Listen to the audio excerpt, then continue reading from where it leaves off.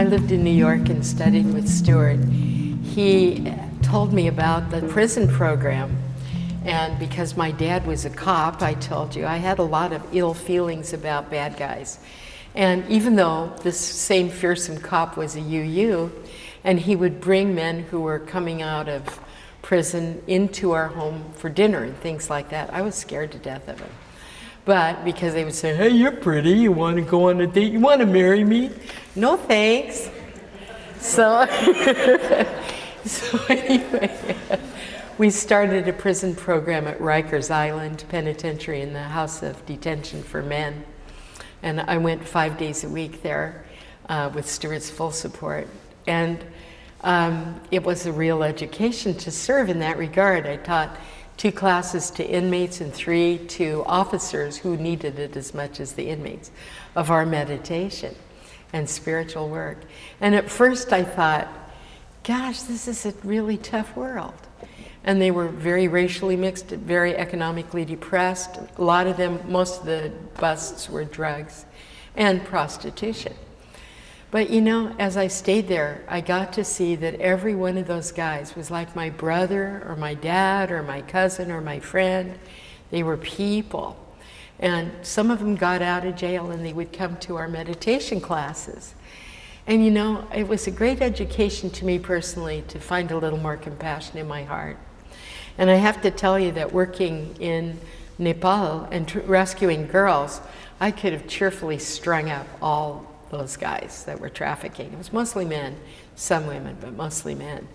But by the time I left, I thought, how alike we all are. Those traffickers have families, they had kids, they had maybe more than 2 wives, but they were trying to earn a living. Those women that were the garwalis, the madams, were the toughest women I ever met in my life. There's a lot of stories about them.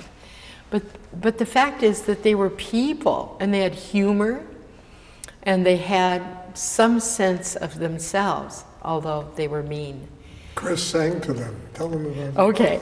Well, I went into Falkland Road disguised as a doctor, and I told them that I got to meet with these madams, and they got together once a week. They were Nepali, but they were tough, and they had jeweled saris and a lot of rings, and they were sitting around smoking You'll meet cigarettes. some of them in my book if you read it. Yeah, you will. And they were trading girls. They said they were trying to help them. So I said, well, you know, I can provide medical service to women or to their children, and I'm interested in doing that. We all knew it was a bunch of bullshit, you know. I wasn't there for that. But they believed that. They were willing to be entertained.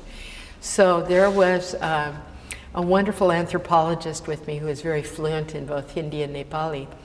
And she said, Kris is a singer. And he said, oh, is that right? Sing us something. So I sang Amarilli Mia Bella, an Italian art song. And they were kind of interested in that. And then they said, well, that's not what Americans sing. What do Americans sing? So I sang, she'll be coming round the mountain with all the gestures. I mean, they laughed and slapped their thighs, and they thought that was the funniest thing in the world. Well, you know, that was a little human touch. And the thing is, I guess I just want to really strongly suggest to you that you buy Stuart's book and you read it and you pass it along, because his story, I've been there and I know that it's absolutely factual. And the story itself is so riveting. This beautiful young couple and what happens to them as they go into the hinterlands of Nepal and into the brothels. It's very real, it's very human, and it suggests ways that we can all become more conscious and more able to have an effect in our world. I think it's our karma to be alive and well within ourselves and to share ourselves with the world.